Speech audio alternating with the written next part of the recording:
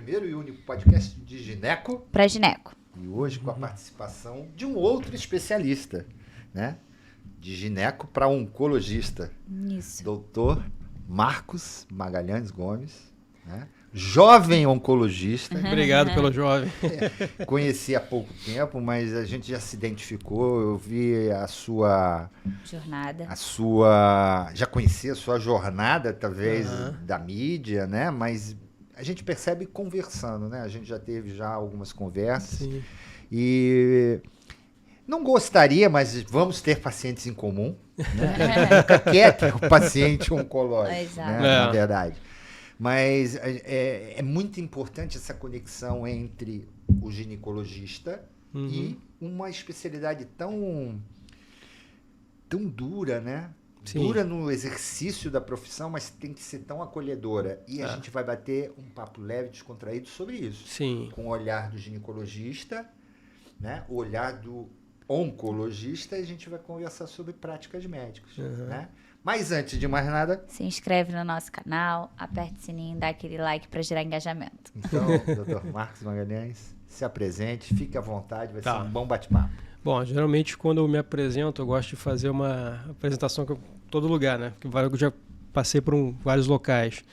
Então eu costumo falar que assim, para o pessoal que me conhece desde Campos, desde que eu nasci, eu sou o Marquinho. Para os meus amigos aqui do Rio, eu sou o Marcos, e para o Jiu-Jitsu eu sou o Marcão. Então, hoje eu vou falar do Marcos. Então, sou Marcos Magalhães Gomes, né? Eu sou formado em Medicina pela Faculdade de Medicina de Campos, né? Fiz minha residência em Clínica Médica lá em Campos também e vim para o Rio fazer Oncologia, né? Então, fiz Oncologia aqui no Mário Kreff, né? Só que na época a gente teve um problema na residência e eu finalizei minha residência no Fundão, lá no FRJ, né?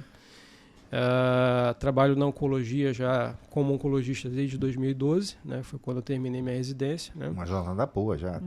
13 anos. 13 anos praticamente. Em relação ao formado, eu formei em 2003, né? Então tem bastante já tempo. estou com um tempinho aí. E hoje trabalho na DAS Oncologia, né? Então é um local que me sinto muito bem, né? Um local que eu acho também que a gente pode oferecer o melhor para os pacientes. Muito suporte, né? Sim, é suporte. E o que eu acho mais importante, né, para um paciente que vai para uma clínica de oncologia, né, ele chegar e se sentir bem no local. Eu acho que isso é importante, porque ele já chega abalado. Então, ele chegar no local e ainda ser maltratado, então eu acho isso assim, o fim do mundo, né? Acho que você inibe mais ainda o paciente, né? Então, a DAS, ela hoje proporciona isso para o paciente. Desde você chegar, você ter um ambiente legal, ter uma recepção que vai te acolher, que vai conversar, que vai te receber bem, até a gente poder realmente conhecer melhor o paciente, né, e poder tentar oferecer o melhor para ele, que é o que ele merece, né? O que a gente pode tentar oferecer o melhor. Então, acho muito interessante. Hoje eu estou na DAS aqui da Unidade da Barra, né? E também lá no Hospital do Carmo. É a mais moderna da Barra. A unidade bem bonita, mais moderna. Né? Bem bonita, ampla, né? E tem aparelhos extremamente sofisticados, né? Sim, nós temos ali uma tecnologia muito boa, né? Muito nova. A gente tem aparelho de radioterapia de última geração, né? A gente tem um excelente radioterapeuta lá, que é o Dr. Henrique, né? Então ele é um cara que é muito bom, não só teoricamente, ele também é muito cuidadoso, né? Muito acolhedor com os pacientes, né?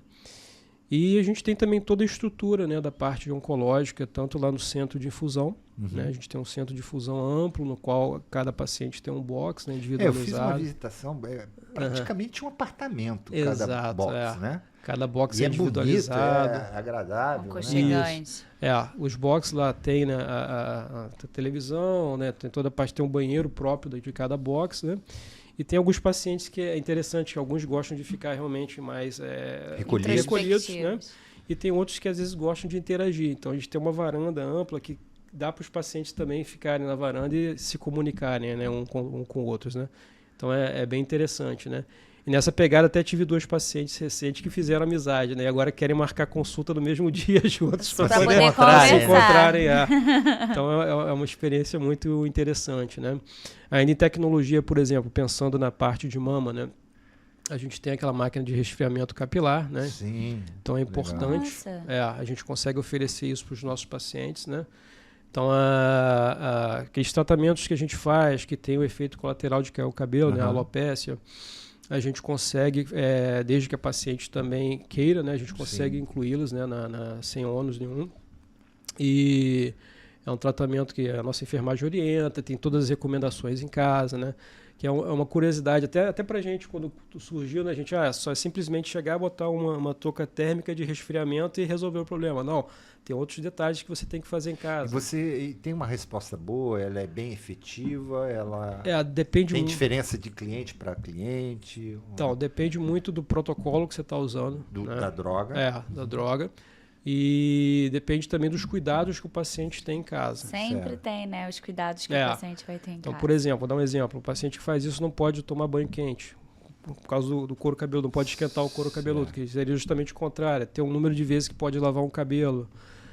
O frio da máquina é muito intenso. Eu não sei exatamente se acho que é menos 20, menos 30. Então, você imagina se você está numa sessão de quimioterapia. Você está ali mais ou menos umas 2 horas sentado, sentindo mais do que um ar-condicionado na direção do seu couro cabeludo. Então, também causa um certo desconforto, né? Então, tem muitos cuidados. Praticamente, são mulheres que fazem esse tipo de... Sim. A mulher tem mais o homem vaidade. Você vê o homem... Poucos têm essa vaidade. Com essa preocupação? Mais a mulher, mais né? a mulher. Principalmente na mama, né? Eu acho que o cabelo na mulher é um fator... É um fator importante. Assim, o câncer de mama em si, né? Eu acho que ele pega situações em que mexe muito com a feminilidade da mulher. Sim. O cabelo, a mama. E eu acho que é uma busca importante. Eu não sabia que tinha lá. A gente consegue oferecer isso para os nossos pacientes, né? Mas algumas pacientes até desistem realmente. Quando a gente leva para a enfermagem, orientar os cuidados, lá, não sei se eu vou conseguir, e aí acaba no... que mas hoje, outras realmente fazem. Bem ou mal, assim, é uma tecnologia muito, muito avançada, muito boa, mas tem tanta coisa hoje, né? Uma lace, uma peruca, né? A gente consegue fazer tanta coisa. Aí eu até costumo orientar isso na consulta e falar, mas eu sei que cada uma tem a sua vaidade, né? Aí é exatamente isso. Umas preferem peruca, outras às vezes preferem raspar e botar lenço, né? Isso. Cada uma tem uma peculiaridade. Pega um oncologista, estão falando de peruca, estão falando de aparelho de resfriamento. Isso que isso que é importante, né? Porque a doença, as drogas, está lá, está tudo escrito. É só ir lá e ler, né? É o cuidado Mas, com a paciente. A experiência, o que você pode proporcionar. Para melhorar a qualidade de vida dela, isso né? Que você disse, a varanda eu tenho 2 clientes agora que estão aqui. Cara, isso aí não... Né? É só quem vive o negócio que percebe isso. É tentar trazer um pouco mais de conforto no momento que você não está tão confortável, negócio, né? Então, são coisas para melhorar. O cara que está com aquela doença, ele é um banho de água fria, mas ele vê que tem luz no final do túnel, que a vida continua. Se você tiver um atendimento desse, né? Se você tiver E isso pode ser tanto na rede DASA, e eu tenho certeza que tem muitos oncologistas que fazem isso num serviço até mais humilde. Sim. A gente sofre com a falta de insumo. Né? Do bom aparelho e tal, mas a gente percebe hoje, principalmente os jovens, eu percebo que eles têm uma preocupação grande principalmente no SUS, né? Sim. Que tem aquela coisa da igualdade, equidade. Eles são muito impregnados com esses conceitos. Eu acho isso muito bom. Então, eles têm esse propósito de... Mas eu queria... Se colocar no lugar do outro. Eu queria saber, Marcos, a gente vai chegar no jiu-jitsu, hein? Calma lá, porque você disse que o Marquinhos é jiu-jitsu. Marcão no jiu-jitsu. Mas eu queria saber assim, você fez a clínica, porque era um desejo, talvez você não quisesse cirurgia, eu quero fazer clínica, fez a tua residência, como é que foi isso? Qual foi a sua história? O que te levou? Você estava na graduação, deve ter feito um internato, Sim. Devia ser aquele modelo mais antigo. Sempre pensou em oncologia? Passou por alguém e olhou e falou, eu quero fazer isso pra minha vida? Com certeza não. Porque às vezes quando eu passei por uma parte oncopediatria, alguma coisa relacionada à oncologia, é super interessante, mas eu olhava e falava, não. O que te... Então, assim, lá nos anos 90, né? Vamos voltar um pouquinho no passado, né? Bom, sempre quis ser médico, isso aí é uma coisa... obviamente, a gente, quando é criança, tem uns outros sonhos, né? Eu quero ser jogador de futebol. Mas, assim, eu nunca pensei em fazer outra coisa sem ser medicina. Então, isso é uma coisa que vem comigo desde sempre. Meus pais não são médicos, né? Aliás, não tem nenhum médico na família, eu sou o único médico, né? E eu sempre quis fazer isso, né? Então, quando eu entrei na faculdade, eu praticava muito esporte, né? Então, num primeiro momento, eu pensei em fazer ortopedia. Alguma coisa ligada a medicina. Só que na faculdade, quando você começa a frequentar o hospital, né? Aí você vem aqueles estágios... É o quê? Plantador de cana? Não, lá é o Ferreira Machado. Plantadores é mais a parte ginecológica, tem colega. Tem obstetrícia também muito forte lá. Então, você via que não me encaixava muito naquilo. E eu via que, o meu caso, eu sempre quis fazer alguma coisa de área clínica, né? Então, eu fui com a minha mente aberta, né? Então, quando eu acabei a minha faculdade, no primeiro ano, eu não passei para as provas de clínica, né? Eu fui, acho que, um dos últimos anos que você... o ano seguinte que você não precisava fazer... você podia fazer direto antes, né? E depois teve o pré-requisito. Direto. Isso. Ou você fazia clínica ou cirurgia, né? Salvo algumas outras áreas, pediatria, né? Então, eu tive que fazer clínica médica. Falei, ótimo, porque aí eu vou ter a residência, vou poder ver um pouco mais, só que eu não passei. E eu caí no mercado de trabalho, né? Então, eu fui para emergência, como todo mundo, né? Acho que... não diferente disso, e eu me sentia frustrado na emergência, porque você sai sonhador, você sai querendo mudar o mundo, né, que é como você sai da faculdade de medicina. Fecharam um diagnóstico. E você vê uma pessoa, às vezes, te ofender porque você não deu atestado porque o cara está com uma espinha. Isso realmente aconteceu. Então, aquilo me frustrava muito, eu não tinha um retorno que eu queria dos pacientes, né? Eu me sentia meio que usado. Eu sou uma pessoa que está gerando uma receita para um atestado para o outro, né? E eu queria desafio, né?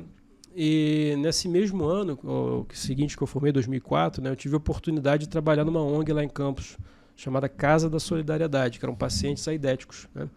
Então era a dona da ONG, a Fátima Bernardes, fugiu o nome dela, mas é Fátima o nome dela. Ela, quando eu fui conhecer, ela falava que o mundo não me quis, porque naquela época eu atendia muito travesti, drogado, né? Numa ONG, isso lá em Campos, né? E eu falei, cara, mas como que eu vou atender? Eu não fiz infecto, não fiz nada. Aí eu tive respaldo de um professor meu de faculdade, né? Ele me dava respaldo, então os casos que eu tinha dúvida, eu levava, discutia com ele e ia atendendo, né? E eu via que aquele paciente crônico me dava um retorno emocional e aquele desafio me dava um retorno muito grande. Gratidão, né? Isso. Eu ia para casa e me sentia bem, com sensação de dever cumprido, né? E a Fátima, ela me deu um livro de presente chamado Por um Fio, do Drauzio Varela. Não sei se vocês já tiveram a oportunidade de falar. Sim. Ele é um livro, o Drauzio, a maioria sabe, é oncologista, né? Ele não conta coisas de oncologia, ele conta casos, experiências dele de oncologia que ele teve. E eu lembro uma que ficou muito marcado para mim, uma história que ele fala que ele vai atender um paciente dele que tinha dinheiro, ele estava acamado e no quarto dele, no quarto grande, amplo, a cama dele estava como se fosse uma parte mais elevada. E o Drauzio conta que ao chegar na cama, ele antes deu um pulinho para passar aquele degrau, né?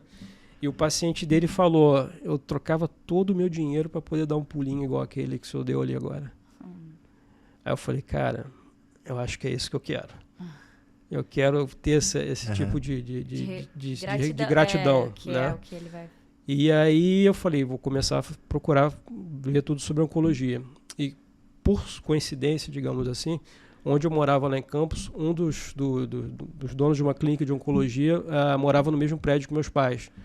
Então eu comecei a conversar mais com ele. Né? Começou a fazer um network. Isso, o Frederico. E ele me orientou, e na época a minha ideia era fazer a minha residência de oncologia e voltar para trabalhar com ele. Né? Já tinha concurso público lá na minha cidade, então eu falei, vou voltar e ficar com a minha vida lá em Campos. Né?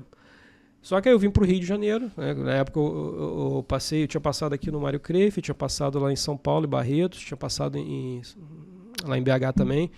Mas eu preferi ficar aqui no Rio de Janeiro por conta dos concursos, que eu consegui jogar para o final de semana, então eu vinha, fazia residência. Sim. Quando dava, voltava, quando não dava, às vezes eu pagava alguém para fazer, né?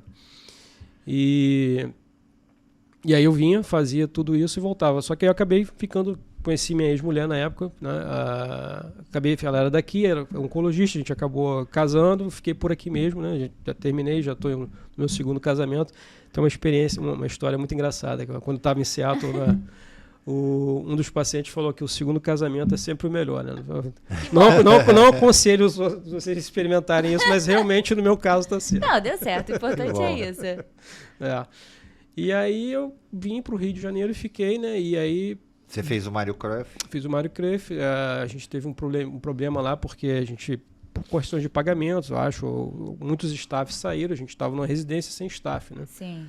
Então a gente acabou sendo remanejado, né? E eu fui pro Fundão, né?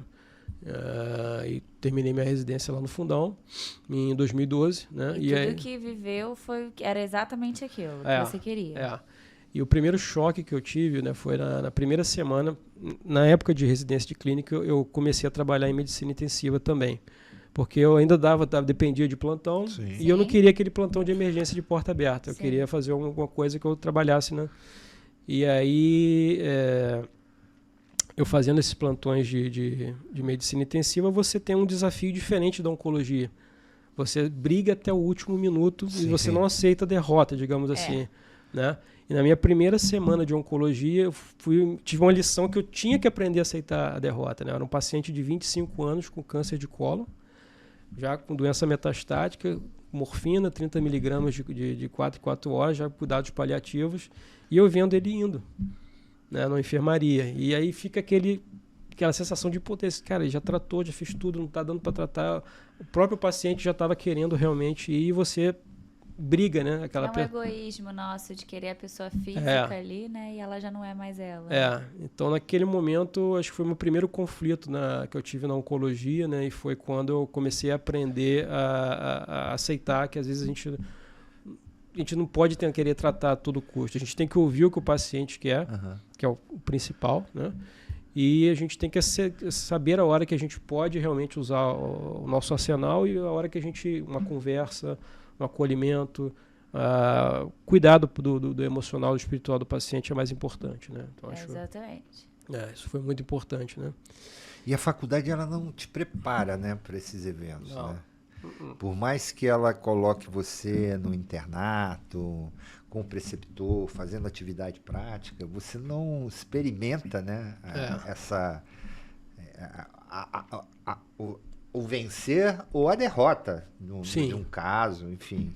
Você vai aprendendo meio que na pancada, né? Isso faz construir o espírito da tua especialidade, né? Sim. Porque na primeira e na segunda não dando, você desvia a rota, né? Mas isso fortalece muitas vezes. Não, é isso mesmo que eu quero e continuo.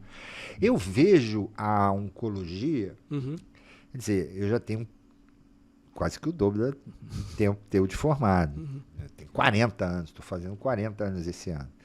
E eu me lembro que no hospital, eu fiz o meu internato, fiz a residência, tudo no mesmo hospital. Tinha os radioterapeutas, porque a gente tinha uma bomba de cobalto, né? Tinha herdado porque o Fundão foi em 77, o hospital universitário. E ele saiu do Moncorvo Filho para lá, umas clínicas cirúrgicas, e o hospital, como tinha um cobalto, e um dos professores era um cara muito influente na época, no Rio de Janeiro, ficou com o instituto e falou, aqui eu vou fazer o instituto. Você hoje tem 11 institutos da UFRJ, né? Sim. Ou hospitais, você pode dizer assim. E ficou lá, então, o serviço de gineco, com ensino, pesquisa e assistência, ficou ali e foi feito um serviço de gineco lá no HU. Mas tinha uma bomba de cobalto. Então tinha 3 radioterapeutas, porque a identidade do hospital era o tratamento do câncer do colo. Foi um dos pioneiros no Brasil a trazer colposcopista da Europa, enfim. E a marca do hospital era o tratamento do câncer do colo. Então, tinha 3 radioterapeutas. Então, eu vivia muito com os radioterapeutas. Não com um oncologista, com radioterapeuta. Mas com rádio. E eles eram muito cruéis. Porque eu via aquelas filas das mulheres pintadas, né? Porque elas são tingidas. Sim. para fazer a famosa tatuagem, né? Tatuagem, aquela fila de senhoras, né? No hospital. E eles eram tão duros, porque eles sabiam do compromisso de ter que fazer aquele tratamento. E era baixa taxa de dose, né? Porque aqueles aparelhos você tinha que ficar 2 minutos, 3 minutos, 5 minutos numa bomba daquela, que o rendimento era muito pequeno. E era uma fila. E eu via, inclusive um dos radioterapeutas era um obstetra, que trabalhava muito tempo na radioterapia. Eu fui do plantão dele numa maternidade e ele foi meu padrinho de casamento, porque ele foi uma pessoa importante na minha carreira, enfim. E eu via, o Dr. Manuel era muito duro com os pacientes, mas ele dava uma bronca com um certo carinho. Você percebia que tinha o carinho. A bronca de dava pai. aquela bronca e depois ele via, tá vendo? A bronca de pai. E todas as pacientes percebiam e sempre eles estavam ganhando presente. Era o pão, era o pão doce. Você via... Eu falei, como esses caras dão tanta bronca, né? Ainda ganham os presentes. Ainda ganham os presentes, né? Porque eles sabiam da importância da... E era uma estrutura muito... Porque eu acho que nesse ponto que você fala, é uma bronca de pai, é uma bronca de, olha só, eu quero que você melhore. É uma bronca do, vambora, vamos pra cima. Vamos criar um compromisso. Porque o paciente mais humilde, ele às vezes é muito difícil de entender algumas coisas, né? Eu acredito. Então eles achavam que na bronca, não sério, pode faltar. Sério. Pô, são 20 e tantas aplicações, não pode faltar. Tinha um caderno. Era o serviço mais organizado do hospital. Sim. Porque aquilo ali era a última fronteira, né, amigo? A radioterapia ali era a última fronteira. Já tinha passado a cirurgia, já tinha passado. E se a gente pegar o cenário da rádio, principalmente mais antigo, nessas máquinas, os efeitos colaterais do tratamento eram muito grandes, né? Muito mais intensos, né? Então, talvez isso ele tenha usado essa postura, né, para tentar realmente que o paciente consiga cumprir, né, aquela etapa, porque realmente era o que ele precisava, né? Hoje em dia, né, a gente já tem máquinas mais modernas, né? Não só na radioterapia, os tratamentos são mais conservadores hoje. A própria na mama, né? Antes era mastectomia, aquela radical.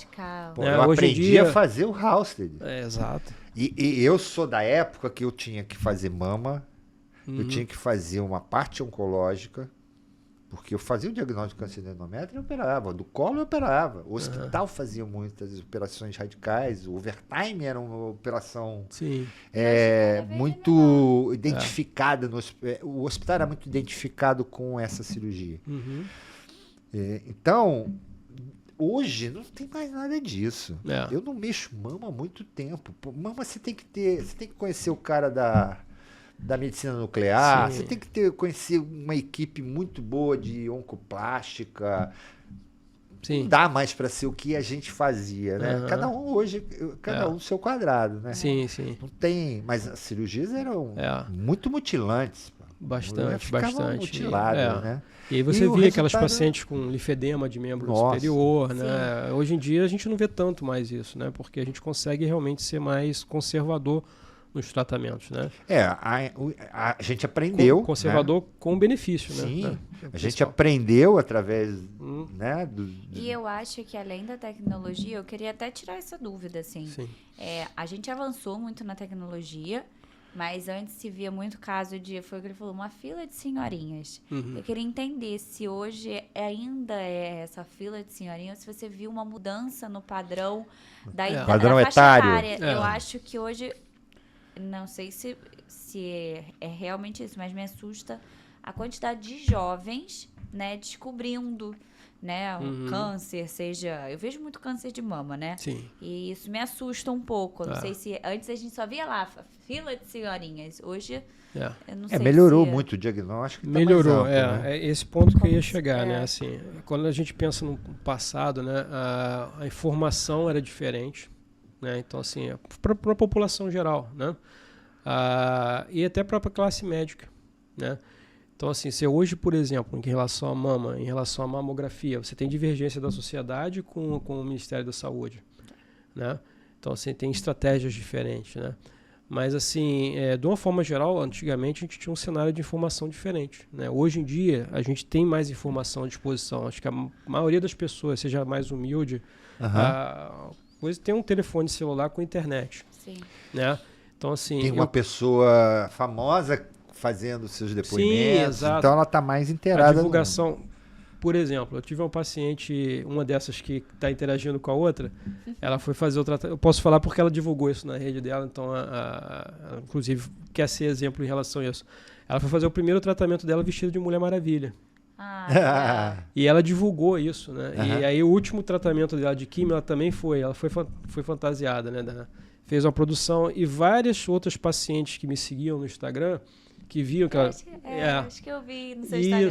Se sentiram inspiradas, né? Cada uma da sua forma, né? Então, uma paciente minha lá do Hospital do Carmo, ela é mais religiosa, ela fez uma parte mais dessa divulgação da parte religiosa, fez uma oração, né, em frente ao hospital. Então, assim, de uma forma ou outra, a informação vai passando para as pessoas, né? O que eu acho que peca talvez um pouco ainda hoje, talvez não tanto na parte privada, mas na parte pública, é o acesso. Né, que eu acho que é um grande problema que a gente tem, né, em termos de saúde pública. Né? Às vezes você vai marcar um exame, você vai entrar na fila. Demora, é o time. Exato. E recentemente, por conta da pandemia, aí eu entro também um pouco na parte privada, a gente teve também um pouco esse número de casos de doença um pouco mais avançada, né? Porque as pessoas acabaram postergando os exames. Você percebeu isso? Não? Percebi. Eu percebi no meu consultório e sendo nova nisso, assim. Às vezes eu atendo paciente que falou, não faço os exames desde a época da pandemia. Eu já ouvi alguns relatos assim. Isso aí. Não, sim, isso ok, mas como ele é o especialista da doença, mas é porque muitas vezes ele está vendo a doença aumentando. Exato. É que muitas vezes eu olho e falo, nossa, não fez, aí chega pra mim Sim, alguma coisa, eu tenho que encaminhar porque já não tem mais tempo, ela podia ter resolvido. E não só de mama, né, de tumores ginecológicos, mas de tumores em geral também, né, outros tipos de tumor também tiveram esse tipo de problema, a gente pegou alguns casos mais localmente avançados, né, alguns até infelizmente metastáticos, por conta disso, né, acho que a pandemia acabou inibindo, né. Desculpa. Não, claro. Você é mais especialista em que... Então, aí voltando... Ele é especialista em algumas coisas e gosta de outras muitas coisas. Né? Eu já entendi. Eu também li algumas coisas também. Assim, eu sempre gostei de tórax, né? E mama também, né? Porque é uma coisa... Mama a gente vê o dia inteiro no consultório, né? Por causa até pela prevalência da doença, mas são duas coisas que eu sempre gostei, né? E aí, por que eu falei voltar um pouco de 2012? Que lá, isso é até interessante eu passar isso para vocês, porque por causa do público, né, que assiste esse podcast. Eu caí no mercado de trabalho, né, aqui no Rio de Janeiro, né, sem network, né? Então, assim... Começou do zero. Comecei do zero. Né? Meu network, meu plano inicial era voltar para minha cidade, onde eu tinha o network. Com o Frederico lá que você falou. Onde eu tinha o network. Então, eu cheguei aqui sem network, né? Então, eu comecei a trabalhar isso do zero. Então, eu criei metas para mim, né? O primeiro era realmente tentar conseguir fazer um network, né? E, posteriormente, eu consegui estudar melhor as minhas áreas de interesse, né? E por questões de trabalho, que a gente vai passando pelo dia a dia também, outras questões pessoais, eu consegui...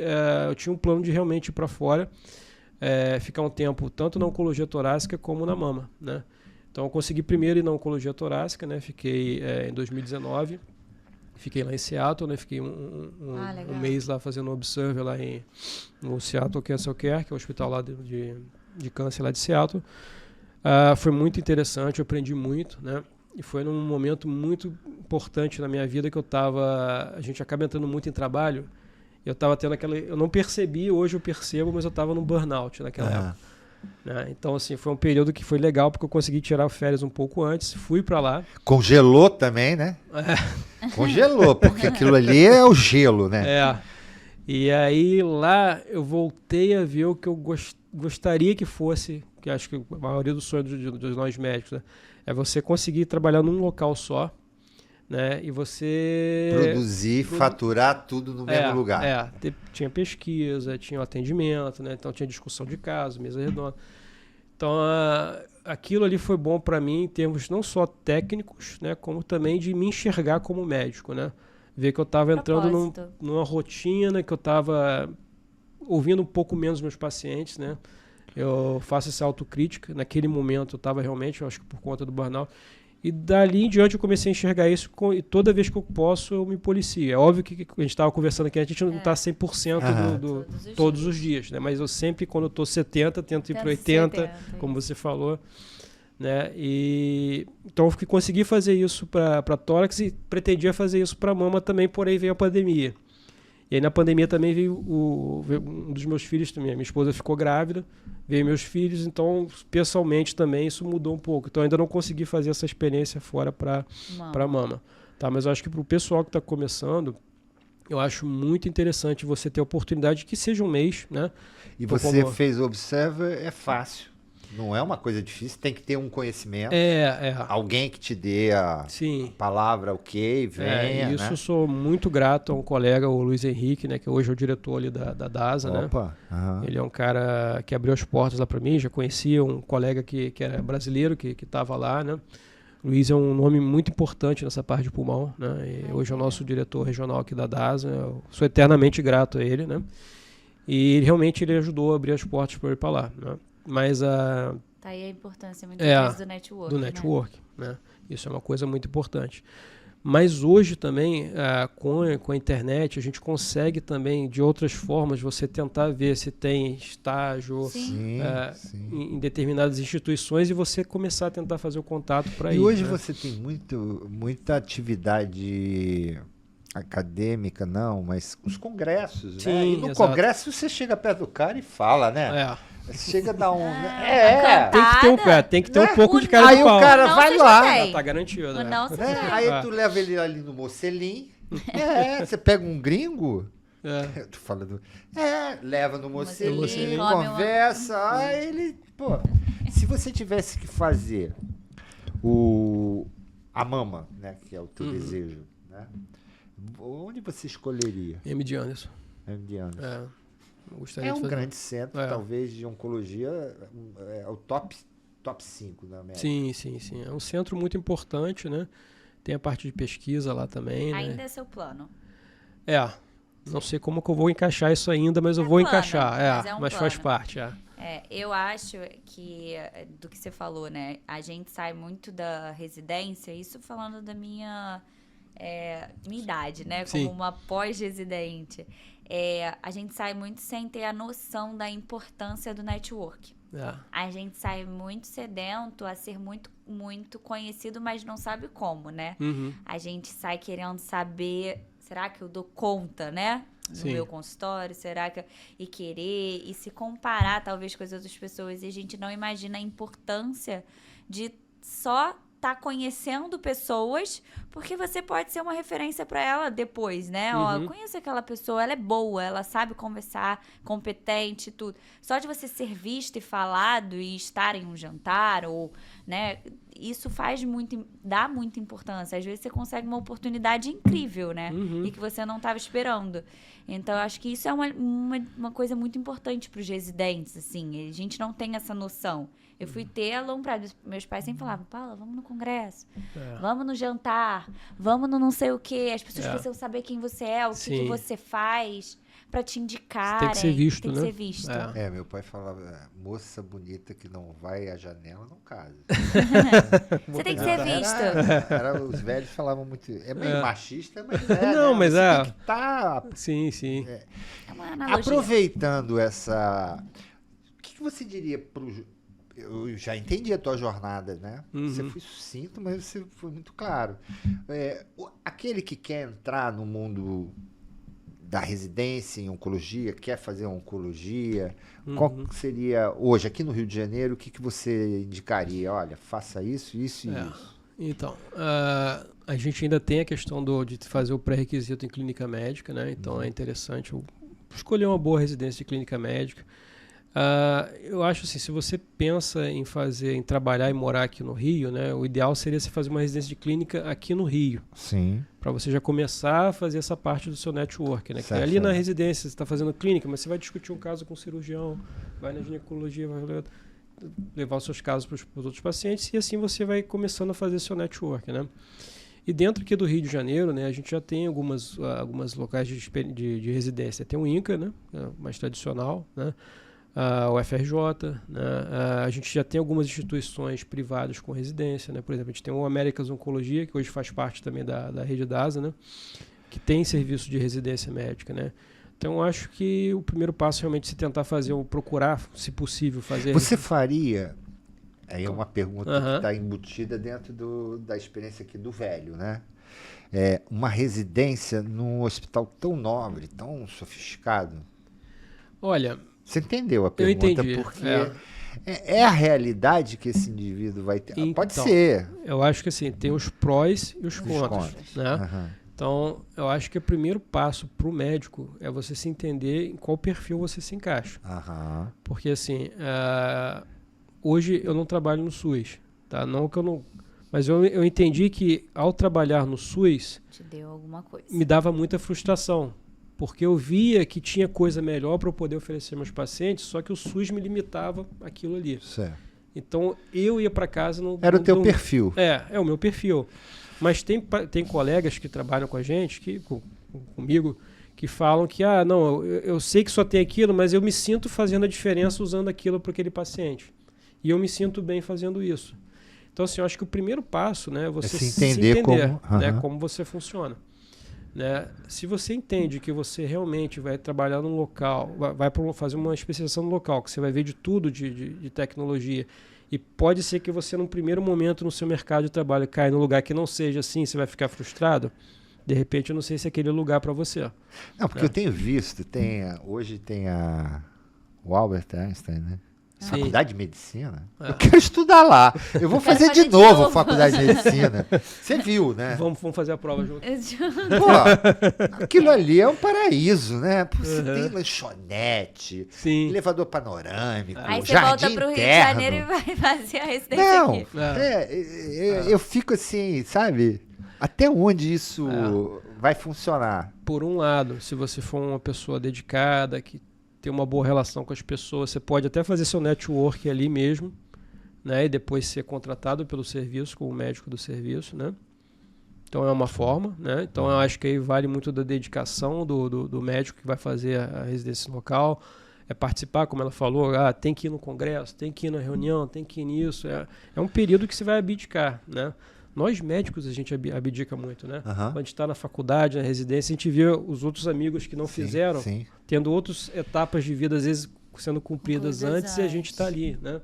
Então eu lembro na época de residência, eu estudando para residência, tirei aquele ano para estudar para residência, e alguns amigos me diziam, vamos sair, vamos viajar para não sei onde. Aí não dá, tem que ficar. E às vezes você queria viver aquela experiência com seus amigos, né? E aí você ficava sentado, final de semana estudando. Então assim, você tem que entender que o período de residência é um período que você vai abdicar. Você não vai ganhar bem. Dar passo para trás para dar dois para frente. É isso aí. E você tem que abdicar. E você estando ali, né? Se você estiver num centro de excelência, né? Eu entendo que você tem que dar mais o seu sangue ainda se você realmente quer trabalhar ali, né? Não, eu quero estar naquele centro de excelência porque que acontece muito, né? Acontecia muito às vezes dentro do próprio INCA, né? Muitos colegas vinham do Nordeste, faziam residência do INCA e voltavam para lá, né? Para poder para a sua cidade. Então, assim, eu estou num lugar que eu realmente não tenho um serviço de oncologia boa. Eu quero ir num lugar que tenha, com qualidade, para eu poder entender como funciona, para eu poder trazer isso para a minha cidade. É outro ponto. Legal. Né? Aí é a visão empreendedora também do colega, né? Então, assim, eu acho que você tem que se entender. Tem que se entender, Mas eu acho que, assim, eu acho isso e eu acho que, assim, independente também, às vezes também me fazem essa pergunta, muito por conta do podcast, pós ou residência? Eu acho que não existe, né, a escolha perfeita depende de você, né, depende se você for um bom residente, mas você vai conseguir tirar coisas positivas, porque mesmo você estando no SUS ou num sistema público de saúde em que você vai fazer e que possa não ter todos os insumos necessários e a alta tecnologia, alguma coisa de positivo você vai tirar dali. E às vezes é a vivência daquela gratidão, cara, eu fiz o que eu pude e eu ganhei um sorriso, ou o sentimento de empatia, de olhar e falar, ele tá nessa situação, e aí você vai adquirindo talvez não só o eu não consigo fazer tanto porque não tem tanta tecnologia, mas eu consigo... Você consegue tirar algo daquilo ali, né? Você consegue tirar talvez humanidade. Sim. E aí, quando você foi para um lugar de alta tecnologia, tudo, você tem todos os artifícios e você pode juntar os artifícios, os insumos de alta tecnologia com a sua humanidade que você tirou lá do sistema público de saúde, que ali você tem que realmente doar, talvez. Não tem insumo, mas tem eu. Vamos dar um abraço, né? Porque também é cura isso. Então, acho que você consegue juntar. Eu acho que o que você traz dali não é só você saber ter tudo. Nós temos o resfriamento, nós temos não sei o quê. O que eu posso te ajudar? Como eu vou levar um lenço pra você? Eu vou, sabe? É se doar, né? Aí você leva isso pra sua experiência no particular, que tem a alta tecnologia, tudo, porque aí você traz a sua humanidade, né? Eu acho que você ganha nisso. Eu entendo. Às vezes você consegue. Perde um pouco da humanidade, você tá num lugar assim, mas... Porque às vezes você olha e você fala assim, pode ter queda de cabelo, a gente tem uma tecnologia avançada e tudo. Você fica tão no... Temos uma tecnologia pra isso, temos uma tecnologia pra tal coisa. E você perde talvez um pouco do lado humano. Vamos lá, me dá um abraço, chora, vem aqui, é o que eu posso fazer, sabe? Às vezes. E às vezes a pessoa não quer escutar que ela tenha resfriamento, ela quer um abraço. E você às vezes aprende o abraço no SUS, porque é o que você podia dar naquele momento. Não sei, é só um pensamento, né? Que eu acho que é válido, acho que os dois são válidos. As experiências são boas. São divergentes. Se acrescentam. Mas, eu acho que se linka. Eu acho assim que você consegue encontrar isso também, tá? Porque assim, o paciente ele já vai fragilizado para lá, né? Pensando em oncologia. Então, acho que ali você já pode exercer também um pouco mais humano. Mas eu entendo que realmente o paciente do SUS é um paciente que, além de estar fragilizado, ele tem vários problemas pessoais, problemas sociais. Sim. Né? E aquilo ali, você tem que entender aquela realidade dele, até para poder encaixar na rotina. Como é que você vai falar para um cara que aí tem que fazer radioterapia de segunda a sexta no lugar e ele não tem dinheiro para pagar passagem? Então tem muita coisa social que o paciente do SUS traz e isso realmente te humaniza mais do que você estar num lugar de exceção. Eu entendo o seu ponto, eu concordo. É só pela humanidade, que eu acho que a gente às vezes perde muito, sabe? E o que eu mais gosto de falar é isso, a gente não perder a humanidade como médico. Sim. Não que na parte oncológica foi o que você falou, a gente acaba, a pessoa ela chega a fragilidade igualmente. Mas... eu vejo no SUS, me dá uma sensação de eu não posso perder humanidade, eu não posso perder aquela empatia, aquele momento, porque eu às vezes vou falar para paciente do SUS, você tem que fazer uma drenagem. Putz. Pra grávida? Como, sabe? Eu vou comprar o remédio, eu vou fazer uma drenagem. E no particular eu consigo falar, drenagem é bom. Né? Você consegue, você tá acolhendo da mesma forma, mas você sabe que as dificuldades são diferentes. E aí eu acho que o sistema público te dá muito esse aconchego. Antes da gente falar da parte boa da oncologia, parte boa é porque é uma especialidade hoje. Se você comparar, posso estar errado, mas pelo que eu vejo de colegas, principalmente os jovens, né? Porque vocês são diferenciados, estudiosos ao extremo. Demais. Vocês sabem tudo da última droga que saiu, o último trabalho. São pesquisadores Às contínuos. vezes só trataram 2 pacientes com aquele, já mudou para outra o remédio, ou não é? Então, vocês são muito especializados. Então, isso agrega muito valor. Provavelmente, vocês têm um ganho muito melhor do que um obstetra, eu acredito, né? Se a gente comparar ao mesmo tempo. Mas antes da gente chegar lá, eu não sei se você quer falar logo nisso. Vamos falar logo nisso? Porque depois eu queria que a gente falasse assim, coisas... Up to date da mama, endométrio, colo e um pouco do ovário. Claro. Só para a gente não deixar de falar de gineco e de doença. Com certeza. O jovem quer ouvir doença, né? Sim, ele quer ouvir... Eles estão ansiosos.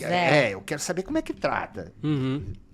o importante é a gente saber aí como é que é. É legal fazer oncologia, passar esses 2 anos de clínica, 3 anos de clínica Porque as médica, pessoas se identificam com sofrer, pessoas. vai ganhar melhor. Ou não? Vamos lá. É, Se você quiser falar Não, também, eu não quero entendo. te pressionar, mas eu acho que... Quando você se especializa, né, você agrega valor. Agrega, Então, eu acho que é... É assim, na oncologia, essa questão de valor, né? Antigamente, a gente tinha um pouco, isso era um pouco mais, Mas vamos dizer, isso é um pouco melhor, né? melhor. Hoje em dia, o que acontece? Quando você tem mais tecnologia, você encarece mais o tratamento, você encarece A mais o fatia sistema. vem menor. Exato. Então, assim, a tendência hoje do mercado, né, é você ter planos de saúde verticalizando, ou seja, tirando o terceiro, que é a clínica, né? Então, isso você tem a questão de pensar em remuneração, até porque tem colegas que estão em residência, estão em faculdade e que precisam saber. Isso não é tão bom quanto era antes. Sim. Tá? Mas não dá para dizer que é ruim Uhum. ainda, né? Mas a gente tem uma movimentação de mercado para isso, né? Então, um plano de saúde, por exemplo, ele sabe que todos aqueles pacientes com câncer vão para lá. Então, ele parece uma coisa fria de ser falada, né? Sim. Mas assim, a gente está falando de negócio, né? Então, Uhum. no É modelo porque a gente tem muito medo de falar de dinheiro, mas eu acho que isso tem caído por terra. Mas Eu no acho modelo de negócio, para o plano, por que ele vai pagar, sei lá, 10x para o Marcos, se ele consegue pagar X para João, X para Maria, que vão fazer o mesmo, teoricamente, prestar o atendimento, né? Não estou dizendo que vai ser a mesma qualidade, que vai ser o mesmo conhecimento, nem estou menosprezando a pessoa que está saindo, até porque tem experiência, que você vai ganhando com o tempo. Mas em termos de negócio, para o plano, para atender o público dele, né? Dependendo obviamente, do ticket do plano, ele vai resolver o problema dele. Então, isso está tendendo a acontecer, né? É óbvio que se você é um cara que se especializa, que tem o seu valor, né? Se diferencia. Você, obviamente, vai ter seu espaço, né? Isso ainda funciona. Mas eu acho que para uma pessoa que está começando e está tendo ainda que se provar, né? Eu acho que num primeiro momento vai acabar pegando esse cenário, né? Então, assim, antigamente a gente tinha um cenário melhor, né? E hoje em dia, por conta disso, a gente está mudando um pouco, né? Então, eu acho que o colega que está saindo tem que ter um pouco mais essa visão. Não pode ter sede ao pote. Na verdade, a medicina em geral, né? O número de faculdades aumentou muito, não acho... O número de profissionais. Então mas a gente nota, infelizmente, que a qualidade tem caído, né? Eu tive um caso até engraçado, falar, mas em termos médicos, né? Terça-feira agora atendi uma paciente minha, fui conversar com a enfermagem, se tinha notícia dela, né?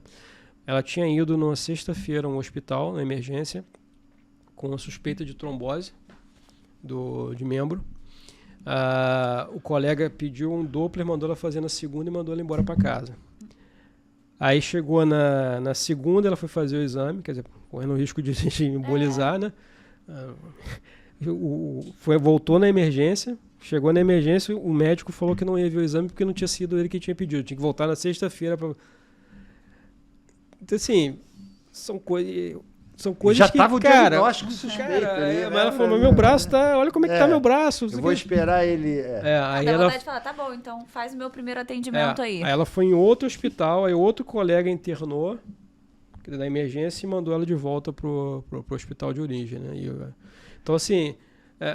desculpa, mas assim, a nossa formação, a gente não tinha isso. Eu acredito que a sua formação também não, mas, cara, o paciente está ali na sua frente, está falando, por favor, olha o meu exame, por favor, me olha, né? Não vou olhar, não vou... Então, assim, eu acho Você acha que isso tem acontecido porque os jovens, provavelmente são médicos mais jovens ou com pouca experiência, é porque eles entram muito tarde nos hospitais, quer dizer, eles chegam no mercado com muito medo. Eu percebo na residência, né, eles chegando extremamente crus, querendo sair com boas habilidades, né, mas com muito receio. Sim. Muito receio, né? Receio de não sair fora de um protocolo, de não... isso não é comigo, o consentimento informado, isso não foi eu.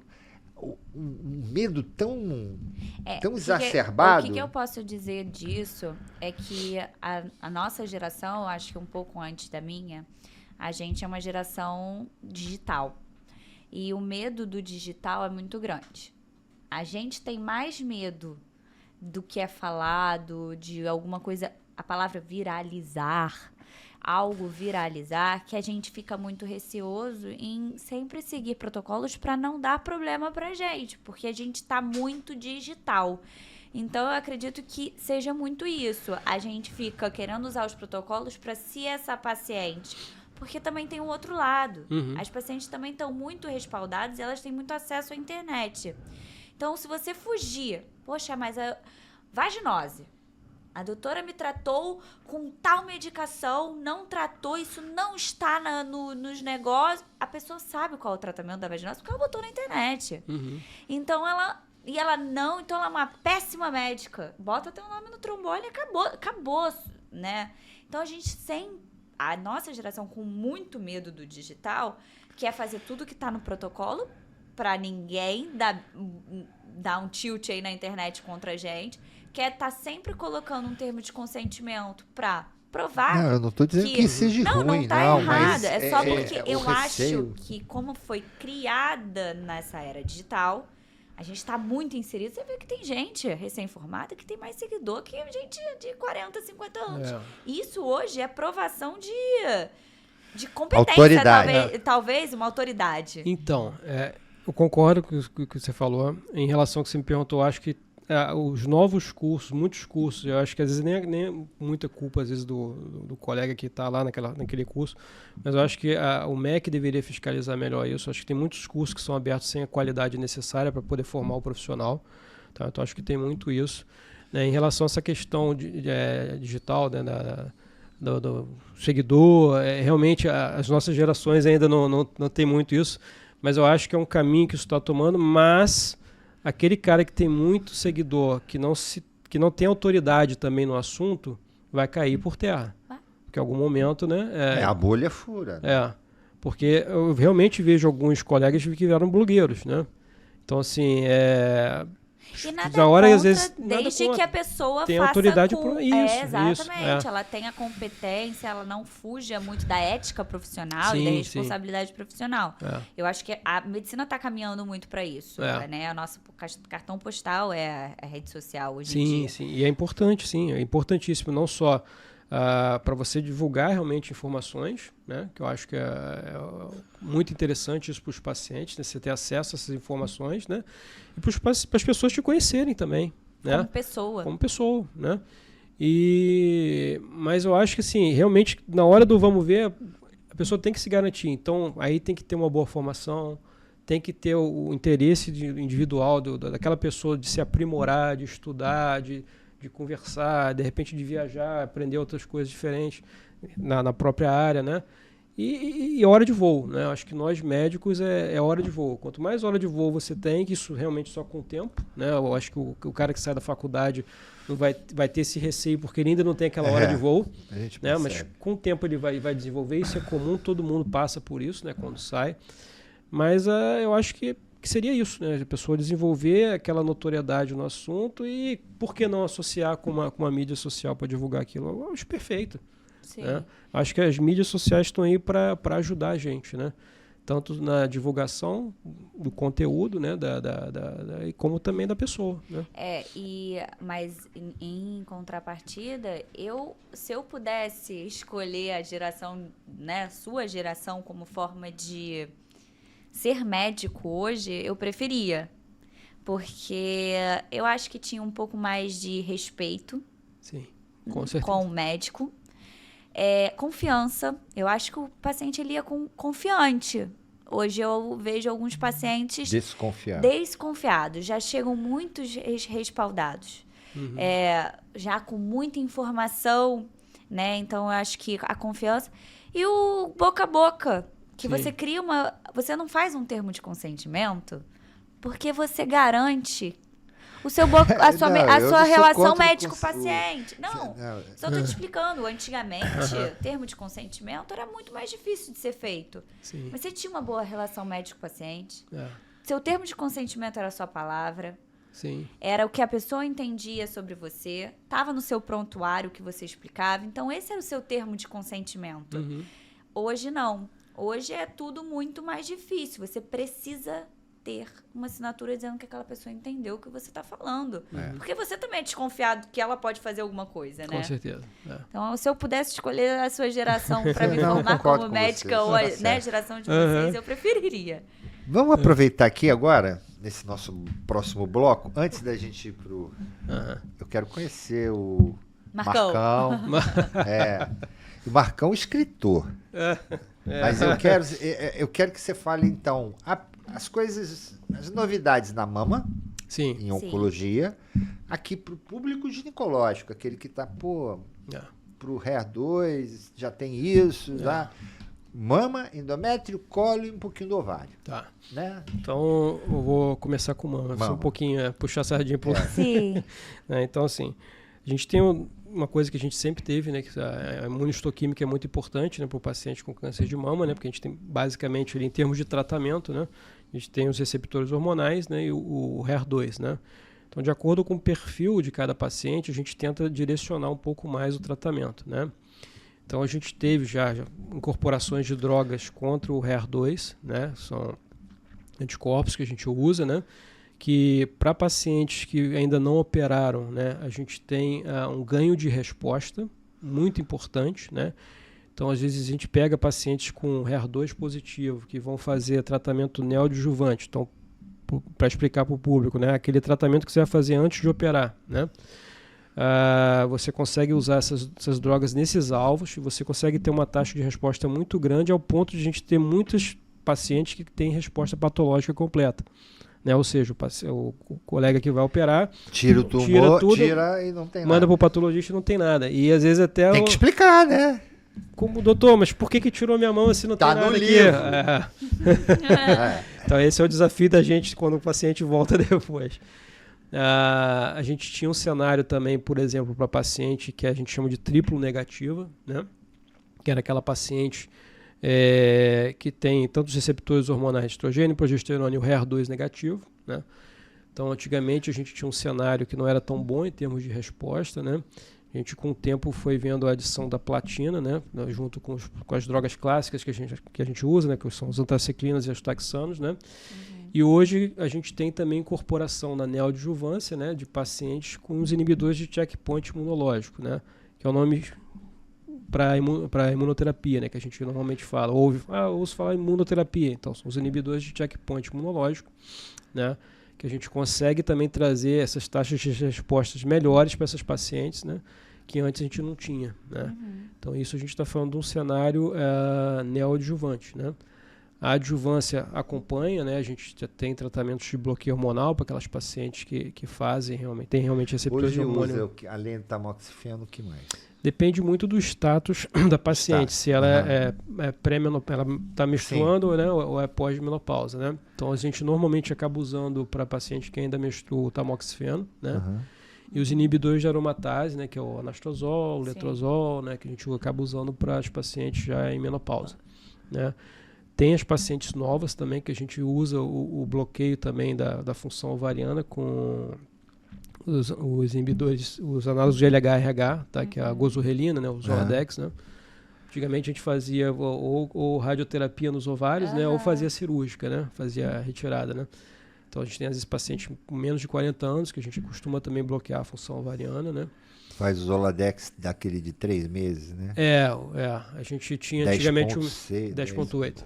A gente tinha um mensal, né? 3.6, tem o 10.8 e tem o semestral, mas a gente acaba usando mais o trimestral, né? A gente já tem... Uma pergunta. Quantas Essas mulheres... Não, a pergunta do ginecologista, né? E eu queria entender o olhar do oncologista. As mulheres, principalmente as pré-menopáusicas, né? Que fazem o uso do tamoxifeno e começam a ter ressecamento. Qual é hoje a visão sua ou da classe, ou a sua, em relação ao uso Do laser.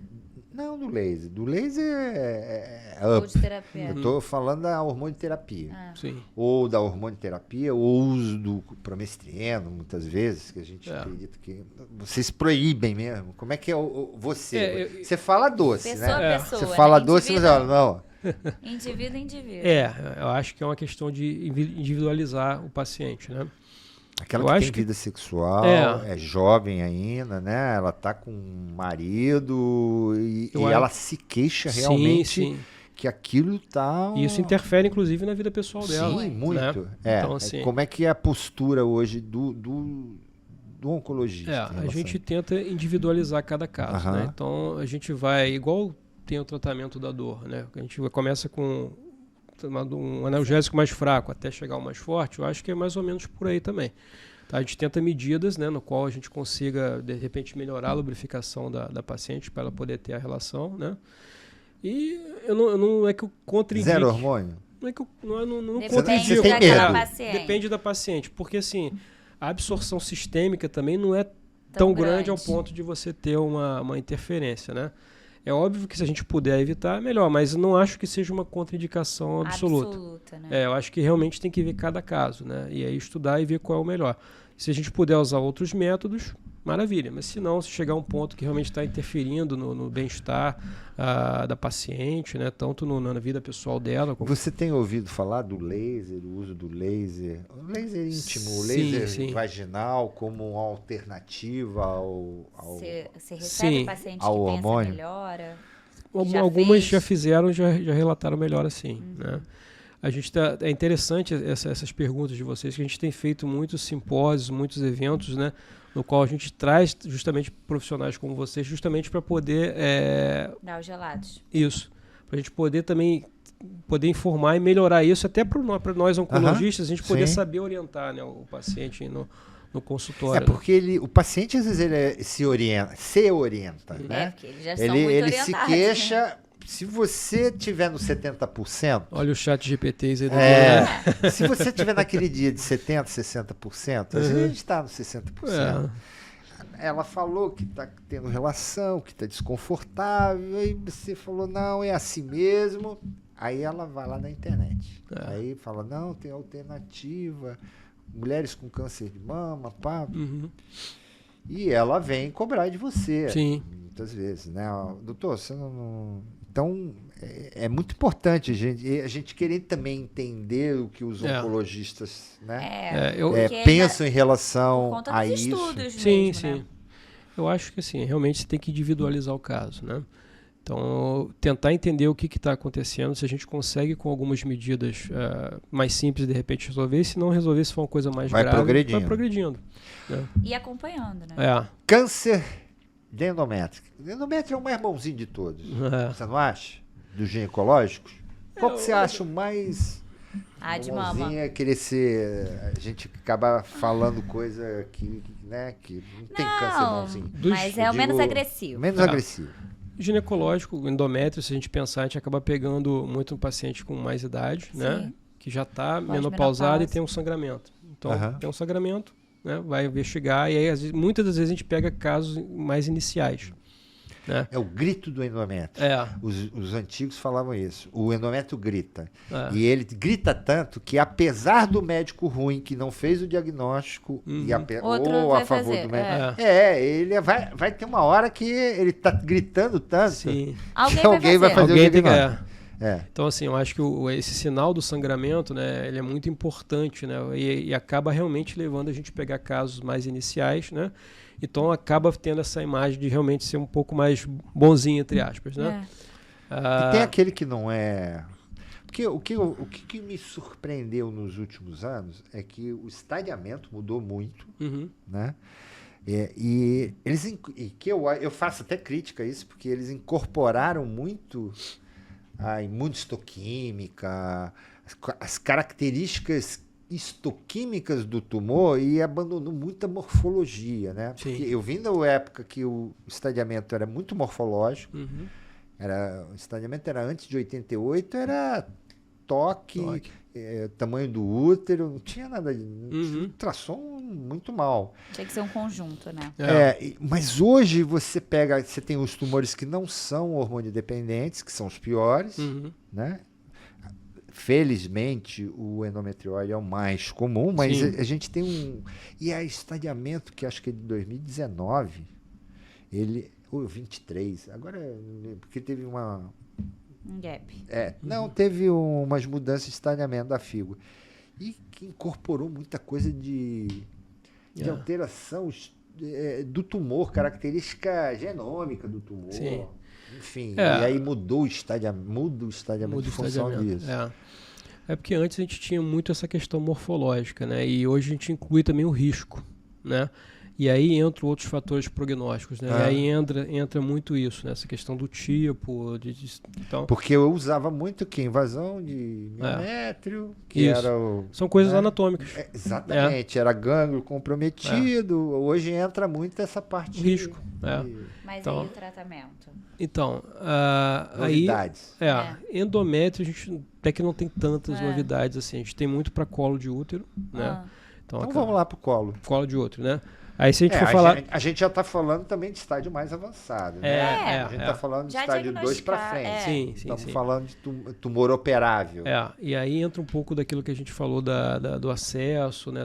Então, assim, é muito comum a gente pegava muito paciente na época de SUS com estadiamentos mais avançados, né? Que é a pior coisa que tem para a gente tratar em termos do tratamento, né? Porque a gente usa muito, né, principalmente serviço público, né, e também a gente usa isso no privado, uma classe de drogas que são as platinas, né, e elas são nefrotóxicas, né, e normalmente esse paciente com muita invasão local, você tem hidronefrose, tem comprometimento de função renal, e aí você fica um pouco limitado em relação ao uso, né, dessas classes, né. Mas o colo de útero, a gente teve também implementação, né, de alguns anticorpos, né, que é o bevacizumab, né? Ele impede a criação de novos vasos, digamos assim, né, no local, né? E mais recentemente também da imunoterapia, né? Então a gente já tem protocolos que a gente combina as 4, né? Eu já tive algumas pacientes que fizeram esse tratamento. Com regressão? Né? Com uma resposta muito boa, né? Mas, de novo, mesmo essas pacientes, quando tem um comprometimento de função renal, normalmente a coisa acaba não caminhando... Porque você sabe por quê, né, Paulo? A gente não tem nenhuma aula de câncer de colo, né? Pode fazer. Tem de endométrio. Porque uma das áreas... ou a mais importante progressão planimétrica do tumor é no paramétrio. E por onde passa o ureter. Então, geralmente, as mulheres morrem afogadas no estado urêmico. Entendeu? Sim. Elas fazem uronefrose, mas a função renal vai para comprometida e é muito grave, né? A gente vê paciente com aquele catéter no rim, como é que é o nome? Não é o duplo J, nefrostomia, né? Isso pra mim é o pior, assim, né? Se a gente for pensar em progressão de doença... E são pacientes jovens. Jovens. Cada vez você está vendo uma mulher mais jovem. Acho que agora pode ser que melhore um pouco. Não sei, com a vacina. Pode ser que uma nova geração ainda, né? Que está... Não é 100%, mas... a gente ainda vai ter que esperar para ver. Para ver, mas eu acho que a pode ser que incorporação, melhore um pouco. Esse paciente com E ovário? Ovário também é uma doença essa é que a gente tem. Todas, né? Você vai pegar de 3 para frente só. Normalmente. É o tumor ou mais... quando vai fazer algum outro exame, pega o achado. Mas realmente, né, o ovário a gente tem algumas mudanças, né? Então a gente também tem incorporação de anticorpos, né? O bevacizumab também tem ação no ovário, né? Tem muita questão também do BRCA1 e 2, né? Então que a gente tem usado os inibidores de PARP, né, para esse tipo de paciente, né? Tudo isso que eu estou falando no cenário metastático, né? E, obviamente, a gente teve também há pouco tempo alguns estudos com HIPEC, né? Aquela quimioterapia intraperitoneal aquecida, né, que a gente faz, né? Sabe quem é? Eu dava plantão da obstetria numa maternidade com Odilon, do INCA. Ele era cirurgião oncológico do INCA, mas da cirurgia geral. E ele fez muito trabalho com esse... Com o HIPEC. Lá no INCA, aqui na Cruz Vermelha. Fazia exenteração, ele fazia essas coisas eu já vi todas. casos de exenteração pélvica. Hoje não faz mais para né? colo de útero, mas atualmente não eles vejo. chamavam cirurgia norte-sul, os americanos falavam muito isso. North-south. Você tirava a bexiga, tirava reto pélvico. A pergunta é o que não tirava, né? É o que não tirava. Não tirava. E o Odilon fazia. Fazia. E fazia a droga. A infusão, né? Você faz no centro cirúrgico. É feito no centro cirúrgico. Na verdade, a doença peritoneal e o ovário tem muito essa característica de disseminação, né? Isso às vezes a gente tem visto até HIPEC em alguns casos. Aí já tem uma colega que faz mais a parte gastrointestinal, fala, não vejo ainda com muitos bons olhos essa parte para disseminação peritoneal por câncer de colo, né? Porque aí é outro mecanismo, né? Outra doença, mas a gente teve estudo, né? Com HIPEC, né? Para ovário. Mas acho que o principal que a gente tem hoje em dia é realmente a incorporação dos inibidores de PARP nesse tipo de paciente. A maioria são tumores epiteliais, né? A maioria epitelial. Adenocarcinoma papilífero, sim. esses tumores. A gente pega pouco germinativo, mas a maioria realmente E deixa eu te perguntar, assim, né? Fugindo um pouquinho disso, como que eu chego a você? Assim, eu pergunto... Nesse exato momento, só atravessar a mesa. Como eu chego a você, como médica, assim, eu diagnostico e mando te procurar no DASA. Como é que é esse caminho? Então, assim, realmente é o network, né? A gente tem, eu atendo na DASA, né? Então a gente tem os nossos telefones de contato, né? A gente pode deixar depois para anexar. Mas aí eu falo seu nome, tem outros médicos, como que é isso? A gente é uma clínica oncológica, né? Então, assim... Que atende saúde suplementar. E se você estiver atendendo ou alguma paciente, ou a paciente quer uma recomendação, se você tiver o conhecimento, a gente já tem, né? Marcos Magalhães tem atendimento na unidade Barra e na unidade, e ele trabalha com vários planos, DAS é o melhor acolhimento, Sim. Então, assim, pra gente... Agora, você é disponível, telefone para discutir o caso? Com certeza, com certeza. Quer. Então, assim, lá na DASA, a gente tem, voltando no que você falou, da gente estudar muito, né, e muito desenvolvimento, a gente hoje está meio que se subespecializando, né? Então, eu vejo muito tórax e mama, né? Então, tem colegas, às vezes, que veem mais gastrointestinal, tem colegas que veem mais a melanoma, né? Então, eu, pelo menos, tenho o hábito, atualmente, né, de encaminhar esses pacientes para alguns colegas, né? Sim. Então, por exemplo, eu peguei um caso de gastrointestinal, né, um caso de estômago. Eu sei que uma colega minha, a Gabriela, atende mais a parte do estômago. Então, eu direciono para ela. Né, faço o primeiro atendimento, sei que a gente precisa pedir, mas eu deixo o ponto dela, até porque ela tem um network maior naquela área. Não dá para você conhecer tudo não dá para acompanhar tudo. Você está acompanhando tudo da mama, do tórax. Você, já é muita coisa. Querer entender do cólon, do... Né, tudo, é muita... É muita então informação. você começa realmente a... Então lá a gente tem essa divisão, né? Mas eu sou acessível. Normalmente quando eu recebo um paciente lá, que às vezes não vem encaminhado, tento ver se a gente tem um contato do colega, né? Até para ligar, para falar que a gente acolheu o paciente, o que a gente vai propor para ele, né? E estabelecer essa conversa, né? Porque paciente oncológico não é só da oncologia, ele é multidisciplinar, né? Então é o oncologista, é o ginecologista, é o mastologista, é o radioterapeuta, né? Então tem toda uma dinâmica em relação a isso. Linha, né, de pensamento. Então eu normalmente, sim, tenho o hábito de ligar, né? Às vezes a gente não consegue, né? Mas assim, de uma forma geral, eu normalmente tento entrar em contato. Supondo que você ou de pegar e ligar para a pessoa. Às vezes a gente não consegue falar, eu entendo que os colegas que fazem essa área cirúrgica eles podem estar operando. Né? Lógico. Está ocupado com outro, então a gente não consigo conversar, ligar, eu mando uma mensagem. Aí a gente tem a ferramenta do WhatsApp hoje em dia. Né?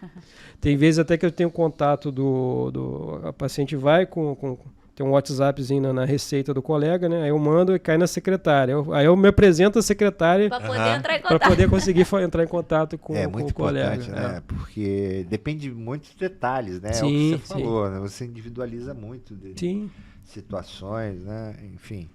Vamos agora falar então estamos chegando no nosso final. Uhum. Eu queria saber do Marcão, do escritor. Eu sei que você tem uma paixão aí esportiva, né? O esporte, você faz jiu-jitsu. Faço jiu-jitsu, Já tá no quê? Faixa preta? Não, tô na marrom. Tá na marrom. A caminho da preta. E é praticante ali? Pratico. Ontem mesmo eu treinei. Antes eu tava indo 3 vezes, mas aí por conta de rotina de trabalho, horário, eu acabei passando para 2 vezes. Você mora aqui na Barra? Moro no Recreio. Mora no Recreio. Próximo. Faz aqui. Faço. Eu, atualmente estou fazendo dentro do meu próprio condomínio. Legal. Então ficou mais fácil, né, para mim, né, em termos de trabalho. Vocês sabem, a dinâmica da gente do dia a dia é complicada. De escape, né? Exatamente. E tem muito médico, né, fazendo. A gente conheceu pelo menos uns 3 nesses últimos dias que fazem. Né? O Jax faz. Não, o Jax não. O Jax ele é professor de Krav Maga. Krav Maga. Mas luta. Luta. É uma arte, né? Como jiu-jitsu. Desde criança eu sempre gostei de arte marcial, né? Acho que dos anos 90, lá em Campos, né? Hoje em dia não é muito comum. Bom, eu ainda talvez passe isso com o meu filho, né? Mas a gente tinha homem tem muito conflito, né? Briga, te pega lá fora. E meu pai, na época, me botou pra fazer karatê. Na época do Karate Kid, lá nos anos 80 e nos 90, né? E aí, mas eu fui até a faixa roxa, parei por conta de vestibular, né? Na época eu competia lá, treinava. E aí, faculdade de medicina, residência, rotina de trabalho, vim parar no Rio de Janeiro, eu falei, cara, eu tô no berço do jiu-jitsu, né? Então, assim, eu adoro arte marcial, eu tenho que treinar. Então, aí eu procurei, né? Comecei a treinar, né, em 2014, se eu não me engano, né? Já tem um pouco mais de 11.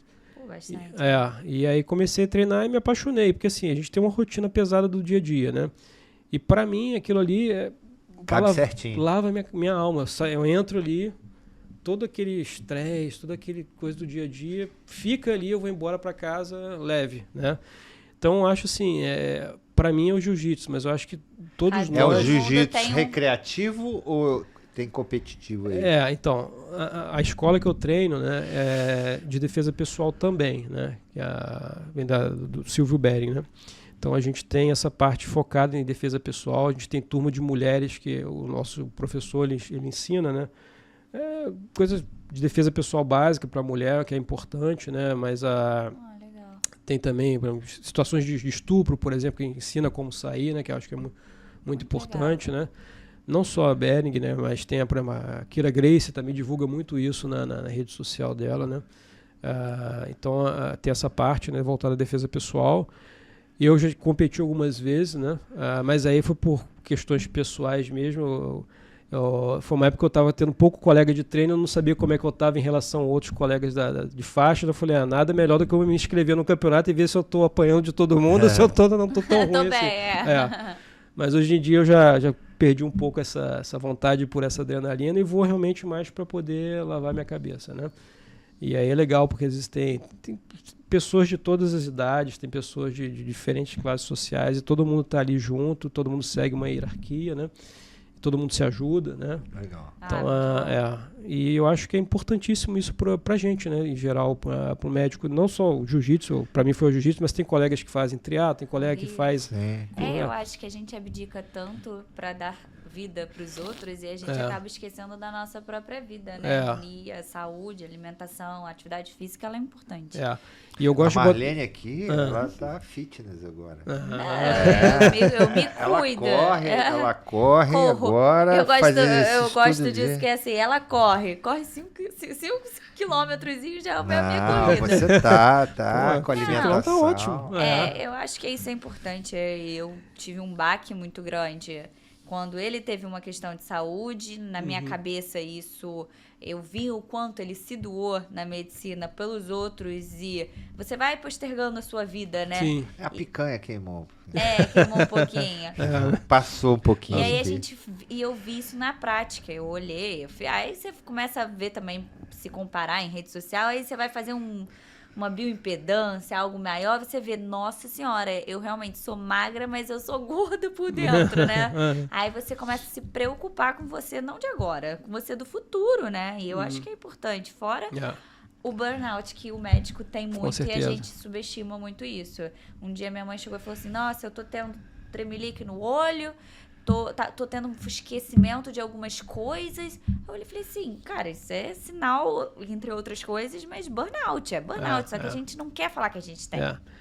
E puxando um pouco daquilo que você falou da rede social também, eu às vezes boto isso na minha rede social, porque é uma forma de estimular o paciente de falar assim, olha, o médico que está sentado ali, que está te orientando a fazer atividade física, ele está fazendo. Né? Então isso é até interessante para os nossos pacientes verem que a gente também é humano, também faz atividade, para poder não é só estimular. Exemplo de médico, de competência, a gente é exemplo de saúde, né? Então isso é importante, é muito importante. Antes da gente terminar, eu queria saber do Marcos Magalhães, escritor. Que quando você esteve lá em Seattle, você viu uma diferença muito grande entre os pacientes de oncologia dos nossos pacientes aqui. Sim. E você criou um propósito e fez... Pode passar, Fábio? Você tem aí aquela foto? Criou um livro, escreveu um livro, né? Que bacana. Olha, uma conversa sobre oncologia. Para pacientes e profissionais de saúde. Muito legal, não sabia.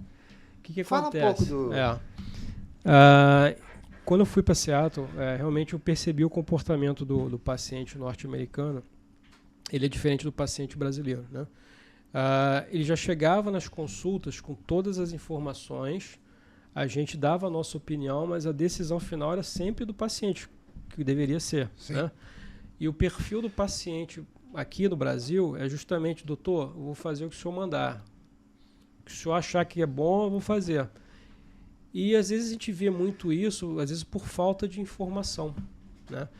Então eu sempre pensei em tentar fazer um material, né, que para poder ajudar nessa parte da educação para o paciente entender, né, de uma forma legal, né, coisas que ele vai conviver naquele dia, né? Então, assim, às vezes você vai numa consulta, aí eu vou chegar para ele e vou falar assim, olha, você tem que fazer um inibidor de checkpoint imunológico, aquela linguagem técnica, ele não vai entender. Então, às vezes eu tento trazer linguagens mais simples, né, de consultório, para ele poder entender. Então, o que eu falei? Eu vou tentar pensar em fazer uma coisa, englobar tudo isso, a parte técnica para o profissional de saúde, uma pessoa que às vezes de repente não está na oncologia. Pode ser um estudante de medicina. Estudante que queira entender algumas coisas da oncologia e também para o paciente, né? A minha ideia, lá atrás, eu não conseguia fazer isso porque eu esbarrava muito naquilo de, eu tenho que escrever um livro, mandar para uma editora, publicar. Hoje é mais facilidade de estar Ele fez um e-book, um produto digital. Exatamente. Que está, vamos fazer uma marchã aqui. Está na Hotmart. Está na Hotmart. Legal. E ele tinha um propósito de fazer uma coisa gratuita. Ele está me contando aqui. Então eu vou falar aqui, porque ele está envergonhado aqui. Não, a ideia dele é muito boa. Sabe qual que é a ideia? É assim, aqui tá pro médico e aqui nessa outra página tá pro leigo. Sim, o mesmo capítulo tem imunoterapia, tem a linguagem técnica, a explicação técnica e tem a explicação pro leigo. Eu não vi, que legal. Como ele tinha essa dificuldade, e no e-book, é difícil você colocar aquilo o de produto digital. De forma gratuita. E aí ele teve os colegas falar, não, pô, você fez um negócio, aí ele colocou na Hotmart. Botei lá, com então valor quem mais quiser vai na Hotmart, simples, deve ter um valor. É como se fosse um guia para sua primeira consulta. Exatamente. Uma consulta oncológica. Ninguém quer ler esse livro, né? Vai ler se tiver o comprovante. Ninguém quer comprar esse livro. Mas quando você tá nessa situação, eu acho que é uma genial. A ideia não é um livro para a pessoa se especializar naquilo, é para ele ter uma visão geral. Para não chegar no desconhecido, né? Estudante de medicina, legal. Eu botei tanta visão botei algumas coisas de nutrição, algumas coisas de enfermagem, de radioterapia, né, e os tratamentos oncológicos em si, o que é o câncer, né? Então, Hotmart, uma conversa sobre oncologia. Isso. Marcos Magalhães. Muito Aproveitando aqui, então a gente já vai fazer o nosso marchand também. Claro. A gente tem um produto digital na Hotmart, né? Aqui para nossa audiência. A gente que está numa área mais cirúrgica, né? A gente tem não é um curso para ensinar cirurgia, mas é dicas e truques. Pra te deixar antenado, né? Dicas e truques em cirurgias urovaginais, né? Uroginicológicas, né? A gente tem uma primeira aulinha sobre... São videoaulas. A primeira aula sobre anatomia básica da pelve feminina.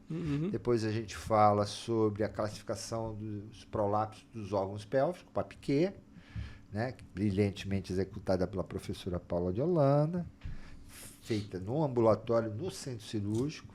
Depois a gente tem 2 cirurgias, um sling transobturatório e um sling retropúbico. São vídeos, né, sendo falados e comentados. A gente discute, dá dicas, truques. Depois tem uma aula com uma cirurgia para prolapso da parede do compartimento anterior, uma cistocele. Prolapso uterino, temos a operação de Dona Foterguil, que não se pratica em muitos serviços, porque foi esquecida, mas a gente ainda no Instituto faz. Copoclase, operação de Lefort, antiga também, mas a gente faz. E é interessante que, sabe aquele que a gente estava falando? A gente pode fazer a diferença, né? A gente vê tanta paciente com prolapso, tanta paciente na fila. E é uma cirurgia que você pode fazer, e a curva de aprendizado até não é grande, é pequena. E está ali para ser feito. A gente faz a diferença, né? Às vezes não precisa fazer um negócio tão... eu acho que é muito legal. E tem ainda a última cirurgia, que é a cereja do bolo, que é a esterectomia Riney, que é a esterectomia na ausência do prolapso. Então, assim, é na Hotmart também. Tem um precinho, camarada. Vou dar uma olhada lá. E são 4 horas de streaming. Então... É rapidinho. É pro jovem ginecologista, é aquele que vai ficar na palma da mão. Então amanhã ele vai fazer um sling para continência urinária. Ele olha ali, para pelo o menos chefe ver vai as cobrar, dicas, ele os olha, truques, ou ter uma noção. Porque a gente muito se aprende olhando, né? Então fizemos a nossa propaganda. Eu acho muito legal porque a gente vê muito curso na internet, muito e-book, muita coisa. E quando a gente vê uma coisa que tem pessoas com muita autoridade, né? Um livro desse, né? Que às vezes tem você olha propósito. que tem um propósito e autoridade. O propósito não era o propósito não é financeiro. O propósito é você tentar né? transmitir de alguma forma alguma coisa positiva para aquela pessoa, né? E não é vislumbrando o dinheiro. Então, óbvio, tem que Só às que vezes... dá trabalho, né? Deu trabalho? Deu trabalho. Mas é muito legal. Quem que fez a correção do português? Então, minha mãe é professora de português, né? Então eu fazia o texto, né? E mandava para ela para dar fazer essa correção, né? Aí as facilidades de hoje em dia, né? Então algumas imagens eu consegui em bancos de inteligência artificial para poder usar, né? Então a partir como daí... é que você fez? Você pensa o e-book assim? Vou estudar como é que faz um e-book. Você fez isso? Você não tinha. Então, não. Eu pensei por conta eu fiquei sabendo dos e-books, né? E aí comecei a estudar na internet o e-book. Como fazer e-book? Como fazer e-book. Aí tinha uma videoaula, alguma coisa ensinando. Tinha aplicativos, sites que você consegue fazer capa. Aí, legal. Então eu fui fiz o conteúdo, né? Sim. E aí fui vendo como que eu ia formatar esse conteúdo, né? E a forma do e-book é justamente isso. A gente consegue botar, disponibilizar sem que você tenha que... novos? Sim, eu penso em fazer alguma coisa relacionada à parte do Outubro Rosa, né? Então acho um material, né? Acho interessante. Mas realmente eu acho que o dia a dia eu acabei me perdendo um pouco em relação a isso, né? E agora eu só queria saber como que você, assim, a gente falou muito sobre rede social durante toda a nossa conversa, mas como que você vê, de fato, a rede social ou a era digital mesmo, o uso da inteligência artificial, o ChatGPT, todas essas ferramentas te ajudam em alguma coisa? Você tem usado isso? Você usou uma parte para fazer o seu e-book, mas em outras, no atendimento, em algum momento? Você usa lá no teu dia a dia? Então, no dia a dia, não uso muito, né? Eu ainda tenho, eu digo que eu estou no meio do caminho da geração mais antiga e da geração nova, né? Eu estou aprendendo algumas coisas, né? Então, assim, no meu dia a dia eu ainda não aplico muito. Seu pai me ensinou agora um aplicativo lá, quando a gente conversou no consultório, né? Uma coisa muito bacana que dá para você usar no dia a dia. Cloud. Então, sim. Eu não conhecia, por exemplo, né? Então, assim, tem que ter esse desafio também da minha geração, o meu, no caso, não digo da minha geração, mas meu, de tentar entender isso também, né? para facilitar o dia a dia, né? Sim, sim. A gente acaba usando, né, sistemas operacionais nas clínicas, né, que já ajudam muito a gente em relação a isso, né? Então, em relação a aplicar a inteligência artificial para isso, a gente acaba ainda não sentindo tanto, né? Talvez um colega que for abrir um consultório, né, e aí precisar, acho que talvez precise muito, mas como a gente já tem uma clínica montada com toda essa estrutura, a gente sente menos. E talvez sente menos a necessidade de procurar isso, né? Sim. Mas eu acho que para o jovem que está começando, que está pensando em abrir o consultório, eu acho mega importante estudar isso, né? Para poder aplicar, né, no consultório, né? Até porque a gente não tem isso em faculdade, né? Sim, Como abrir o consultório, noções de economia, a gente não tem essa preparação. Esse foi o propósito do nosso aqui do podcast. Eu acho excelente, né, a divulgação de informação que vocês têm, de passar, né, para a pessoa que está saindo, porque assim, na nossa geração a gente não tinha isso. Não. A gente caía com cara e Você coragem tinha que aprender e ia aprendendo na briga. E hoje realmente vocês poderem trazer essas informações, ouvir outros colegas aqui, né, e trazer a experiência e o que passou cada um no início, né? Acho que histórias, as pessoas se identificam com histórias. Sim, eu sempre sim. falo muito isso no nosso podcast, a gente gosta de saber a história, o que linkou você.